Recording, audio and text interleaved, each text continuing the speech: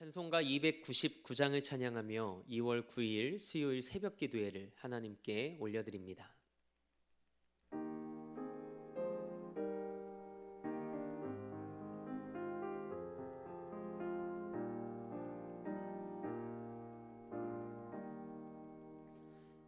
하나님 사랑은 온전한 참사랑 내 맘에 부어주시사 충만케 하소서. 내 주님 참사랑 햇빛과 같으니 그 사랑 내게 비추사 뜨겁게 하소서.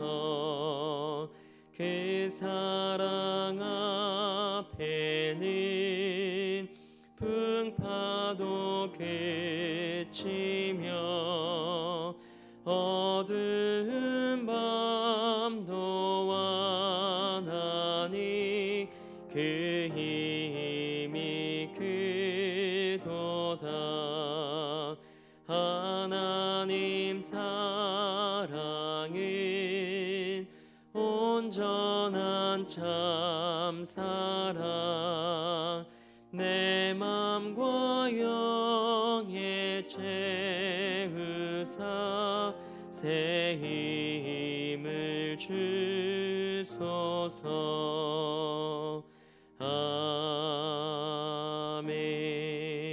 아멘.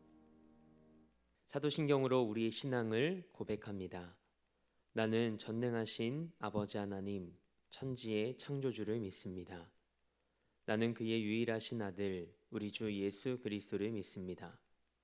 그는 성령으로 잉태되어 동정녀 마리에게서 나으시고 본디오 빌라도에게 고난을 받아 십자가에 못 박혀 죽으시고 장사된 지 사흘 만에 죽은 자 가운데서 다시 살아나셨으며 하늘에 오르시어 전능하신 아버지 하나님 우편에 앉아 계시다가 거기로부터 살아있는 자와 죽은 자를 심판하러 오십니다. 나는 성령을 믿으며 거룩한 공교회와 성도의 교제와 죄를 용서받는 것과 몸의 부활과 영생을 믿습니다. 아멘. 우리 힘차게 박수하며 284장 한 장 더 우리 하나님 앞에 찬양으로 영광 올려드립니다.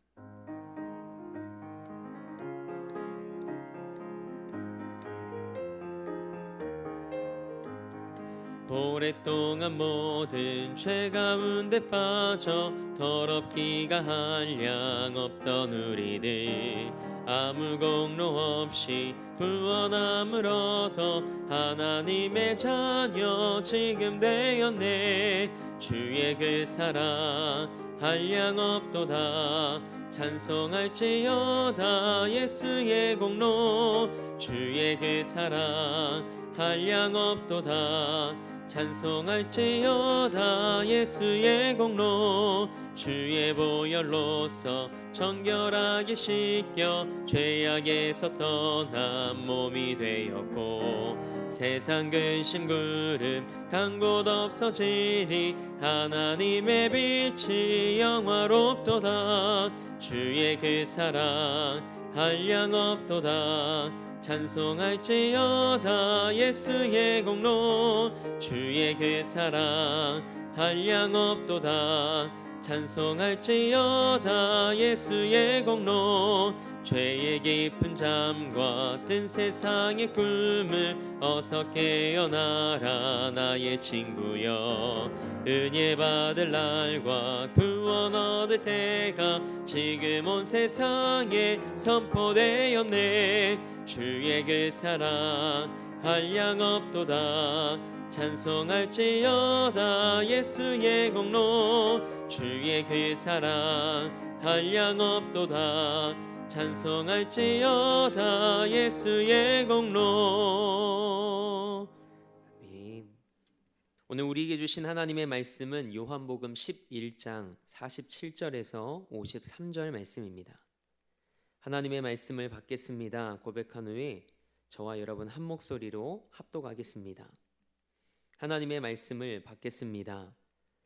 이에 대제사장들과 바리새인들이 공회를 모으고 이르되 이 사람이 많은 표적을 행하니 우리가 어떻게 하겠느냐? 만일 그를 이대로 두면 모든 사람이 그를 믿을 것이요 그리고 로마인들이 와서 우리 땅과 민족을 빼앗아 가리라 하니 그 중에 한 사람 그 해의 대제사장인 가야바가 그들에게 말하되 너희가 아무것도 알지 못하는도다.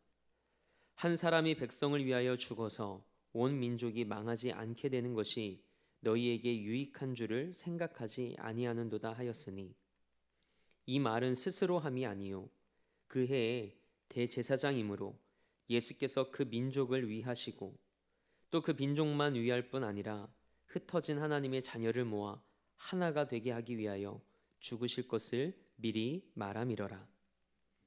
이날부터는 그들이 예수를 죽이려고 모의하니라. 아멘. 하나님의 말씀으로 새로운 하루를 여는 사랑하는 성도님들의 삶이 하나님의 주권을 인정하는 삶이 되길 축복합니다. 오늘은 모든 역사의 주인이신 하나님이라는 제목으로 하나님의 말씀 나누고자 합니다. 여러분은 오늘날 우리 주변에서 일어나는 모든 일들이 우연이라고 생각하십니까? 아니면 하나님의 주권 속에 이루어지는 일들이라고 고백하십니까? 이 질문에 대한 답을 통해 하나님에 대한 우리의 믿음의 고백이 드러납니다. 하나님의 절대 주권을 신뢰하시기 바랍니다. 그리고 그분의 완전한 계획 속에 여러분과 저의 삶이 있음을 잊지 않길 소망합니다. 오늘 말씀은 이해라는 단어로 시작합니다. 이 단어는 앞에 어떤 사건이 있었고 그로 인해 어떤 일이 시작되었음을 알려줍니다. 그렇다면 오늘 본문 앞에 어떤 일이 있었을까요? 예수님께서 죽은 나사로를 다시 살리심으로 예수님 자신이 생명의 주권자이시며 하나님의 아들이심을 증명하셨습니다. 놀라운 예수님의 표적에 사람들의 반응이 둘로 나뉘었습니다. 먼저 나사로를 살리신 표적으로 많은 유대인들이 예수님을 하나님의 아들로 인정하고 믿었습니다. 하지만 그 가운데에는 여전히 예수님을 받아들이지 않는 이들도 있었습니다. 그들은 예수님께서 행하신 일과 사람들의 반응을 바리새인들에게 가서 알립니다.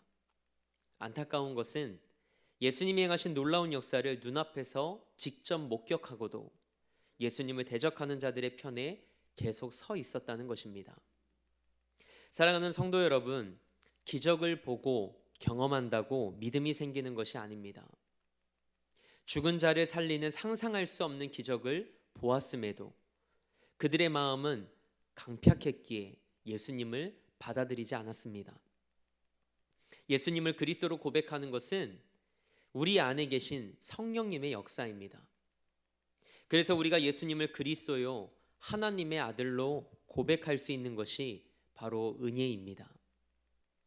어떤 사람들이 바리새인들에게 나사로를 살리신 예수님의 표적을 알림으로 공회가 열립니다. 그리고 많은 사람이 예수님을 믿게 된 일로 공회는 예수님을 죽이기로 결의합니다. 죽은 자가 다시 살아난 기적의 소식이 유대 종교 지도자들에게는 기쁨의 소식이 아니라 그들을 긴장하게 만드는 두려움으로 다가왔습니다. 본문 47절과 48절 말씀을 보면 유대 종교 지도자들은 두 가지 면을 두려워했습니다. 먼저는 더 많은 사람들이 예수님을 믿고 따르게 될 것을 걱정했습니다. 그리고 또 한 가지는 로마인들이 자신들의 땅과 민족을 빼앗아 갈지도 모른다는 불안감이 들었습니다. 백성들이 예수님을 따르고 그로 인해 밀란이 일어나면 로마가 허락한 자신들의 지위와 권력을 잃어버릴지도 모른다는 두려움이 그들을 사로잡았습니다. 그들이 느낀 이런 두려움은 결국 예수님을 제거하려는 마음을 품게 만듭니다. 유대 종교 지도자들은 예수님을 통해 드러나는 하나님의 영광보다 자신들의 영광에 더 집중했습니다. 철저히 눈에 보이는 것에 붙들려 있었기 때문입니다. 사실 유대 종교 지도자들은 하나님께 영광 돌리는 삶을 살도록 백성들을 이끌어야 하는 사명을 가진 사람들이었죠. 하지만 그들은 하나님께서 맡기신 본분을 외면하고 세속적이고 이기적인 자신들의 욕망에 붙잡혀 있었습니다. 그들은 예수님이 어떤 분이신지에 대해서 관심조차 없었습니다. 오로지 자신들이 잃게 될 기득권에만 관심이 있었습니다. 그리스도인은 하나님의 영광을 드러나는 일에 영적으로 깨어 있어야 합니다. 만약 그리스도인이 세속적 영광을 추구하느라 하나님의 영광을 드러내는 일에 소홀히 한다면 부끄러운 삶을 살 수밖에 없습니다. 이런 상황에서 대제사장 가야바가 등장합니다. 그는 예수님을 죽일 것을 암시하는 제안을 합니다. 그것은 한 사람 예수를 죽여 온 민족이 멸망하지 않게 되는 것이 유익하다고 말하죠. 가야바는 민족에 대한 자신의 영향력과 권세를 지키기 위해 예수님을 죽이자는 의견을 내놓습니다. 이런 가야바의 의견에 요한복음의 기자인 사도 요한은 이렇게 설명을 덧붙입니다. 오늘 본문 51절 말씀을 함께 읽겠습니다. 이 말은 스스로 함이 아니요. 아멘. 이 말은 가야바가 스스로 말한 것이 아니라 하나님께서 하실 일을 예언한 것이라고 설명합니다. 가야바는 자신의 이권을 지키기 위해 예수님을 희생시키려 했는데 역설적이게도 요한복음에서 말하는 예수님의 십자가 대속 사역에 대한 예언이었음을 성경은 말하고 있는 것입니다. 그들은 아무 죄 없으신 예수님을 자신들의 안위를 위해 죽이기로 결의합니다. 그리고 가야바의 말대로 공회와 유대 민족의 안정을 위해 예수님이 처형되셨습니다. 겉으로 보면 예수님은 유대 종교 지도자들의 모함을 받아 억울하고 비참하게 죽임을 당한 것처럼 보입니다. 그러나 실제로는 예수님이 하나님의 경륜을 따라 인간의 죄를 사하시기 위한 속죄 제물이 되신 것입니다. 감격스러운 것은 예수님의 죽음이 유대 민족만을 위한 것이 아니라 흩어져 있는 민족을 모아 하나가 되기 위한 죽음이었음을 성경은 설명합니다. 온 세상을 구원하신 대속의 죽음이라는 뜻입니다. 그래서 예수님이 온 세상의 구주가 되셨습니다. 그로 인해 여러분과 제가 예수님을 구주로 고백하고 그 믿음으로 우리가 구원받게 된 것입니다. 예수님의 죽음은 요한복음 12장 24절 말씀에 기록된 것처럼 한 알의 밀이 땅에 떨어져 죽어 많은 열매를 거둔 죽음이었습니다. 공회는 대제사장 가야바의 의견을 받아들여 예수님을 죽이기로 결의합니다. 그래서 요한복음 5장 이후로 예수님을 죽일 의도는 끊임없이 일어났었지만 공회가 공식적으로 예수님을 죽이기로 결의한 것은 이때가 처음입니다. 그래서 오늘 본문 말씀 이후로는 예수님의 순환 이야기가 이어집니다. 저는 오늘 본문 말씀을 묵상하며 우리 신앙이 참 생명을 잃고 종교라는 껍데기만 남아있을 때 얼마나 추해지고 악해지는지를 깨달아 알게 되었습니다. 가야바는 그 어떤 것에서도 흠잡을 수 없었던 예수님을 죽이는 것이 마치 지혜로운 해법인 양 이야기했습니다. 하나님 앞에 가장 거룩한 삶을 살고 백성들을 이끌어야 할 그 사명을 가진 대제사장이 세속적이고 이기적인 욕망에 붙잡히니 영적 무감각에 빠져버리게 되었습니다. 생명력을 잃어버린 신앙은 마음을 굳게 하고 생각을 좁게 만들며 양심을 둔하게 만듭니다. 우리의 신앙도 마찬가지입니다.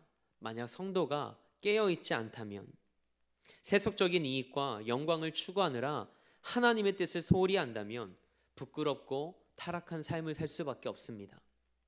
혹 우리가 이런 생명력을 잃어버린 채 종교적인 껍데기만 걸치고 있지는 않는지 우리의 삶을 돌아보길 원합니다. 그리고 또 한 가지 영적 깨달음은 하나님께서 종교 지도자들의 이런 악한 의도조차 사용하셔서 그분의 뜻을 이루어 가셨다는 것입니다. 모든 것이 하나님의 섭리 가운데 있음을 저는 믿습니다. 이것이 바로 하나님의 절대 주권을 인정하는 삶입니다. 하나님은 모든 것을 합력하여 선을 이루어 가시는 분이십니다. 악을 선으로 바꾸시는 분이십니다. 요셉의 삶이 그랬습니다. 창세기 50장 20절 말씀에서 자신을 판 형들을 용서하며 요셉이 이렇게 고백합니다. 당신들은 나를 해하려 하였으나 하나님은 그것을 선으로 바꾸사 오늘과 같이 많은 백성의 생명을 구원하게 하셨습니다. 우리가 세상을 살아가며 악인들로부터 어떤 공격과 비난을 당한다 할지라도 하나님께서 그것조차 사용하셔서 하나님의 뜻을 우리의 삶 속에서 이루어 가실 줄 믿습니다. 하나님의 주권과 섭리를 인정하며 악을 선으로 바꿔 가시는 하나님을 경험할 수 있길 축복합니다. 세상사를 보면 사람들이 의도했던 바와는 전혀 다른 방향으로 결론이 나는 경우가 있습니다. 예수님의 죽으심도 그랬습니다.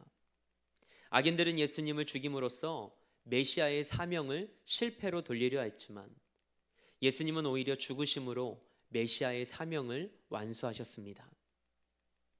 우리의 삶은 하나님의 계획하심과 주권 안에 있습니다. 하나님은 모든 역사의 주인이시고 주권자이십니다. 악을 선으로 바꾸시는 그 하나님의 완전하신 계획과 인도하심을 신뢰하며 오늘 하루 우리의 삶에서 하나님의 선하심을 맛보고 경험하는 여러분과 저의 삶이 되길 주님의 이름으로 축원합니다. 함께 기도하겠습니다. 악을 선으로 바꾸시는 하나님은 온 세상의 주인이십니다. 이 사실을 깨달은 우리 삶이 오늘 우리 삶에서 일어나는 그 어떤 일들 앞에서도 두려워하지 않게 하옵소서.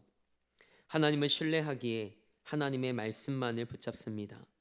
하나님의 말씀이 오늘 우리 삶이 되는 은혜가 있게 하옵소서. 하나님의 절대 주권 안에서 하나님께서 오늘도 우리 삶을 가장 선하고 완전한 길로 인도하시는 줄 믿습니다. 우리가 생각하는 선이 아닌 하나님이 계획하신 선으로 인도하여 주옵소서. 우리 삶에 개입하시고 찾아오셔서 하나님의 뜻을 이루어 주옵소서. 무엇보다 우리의 신앙이 종교적인 껍데기만 남은 채 생명력을 잃어버린 믿음이 되지 않길 소망합니다. 깨어있게 하시고 하나님의 뜻을 바르게 분별하는 삶이 되게 하옵소서. 오늘도 삶의 자리를 성전 삼아 미디어 예배로 이 하루를 시작합니다. 하나님의 살아계심과 말씀의 능력을 경험하는 하루 되게 하옵소서. 그렇게 일하실 하나님을 기대하며 우리 삶의 목적 되시고 이유 되신 우리 주 예수 그리스도의 이름으로 기도합니다. 아멘. 하늘에 계신 우리 아버지의 이름을 거룩하게 하시며 아버지의 나라가 오게 하시며 아버지의 뜻이 하늘에서와 같이 땅에서도 이루어지게 하소서. 오늘 우리에게 일용할 양식을 주시고 우리가 우리에게 잘못한 사람을 용서하여 준 것 같이 우리 죄를 용서하여 주시고 우리를 시험에 빠지지 않게 하시고 악에서 구하소서. 나라와 권능과 영광이 영원히 아버지의 것입니다. 아멘.